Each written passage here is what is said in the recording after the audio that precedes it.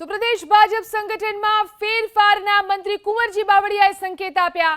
સાળંગપુરમાં ગુજરાત ભાજપની બૃહદ કારોબારી બેઠક પહેલા એબીપી અસ્મિતા સાથેની વાતચીતમાં કુંવરજી બાવળિયાએ કહ્યું કે સીઆર પાટીલને કેન્દ્રીય મંત્રીમંડળમાં સ્થાન મળ્યું છે અને આવનારા દિવસોમાં પ્રદેશ સંગઠનમાં ફેરફાર થશે।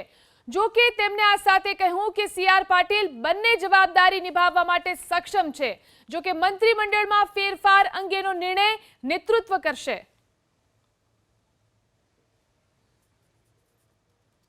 ફરી પાછું જ્યારે આદરણીય સીઆર પાટીલજી કેન્દ્રીય મંત્રીમંડળમાં સ્થાન પામ્યા છે ત્યારે એ જવાબદારી એમના માટે બંને નિભાવી હું માનું છું સંભાળી શકે એવા તો છે જ, પણ જવાબદારી કદાચ પ્રદેશ સંગઠનની પણ ફેરફારોની પણ વાત થાય।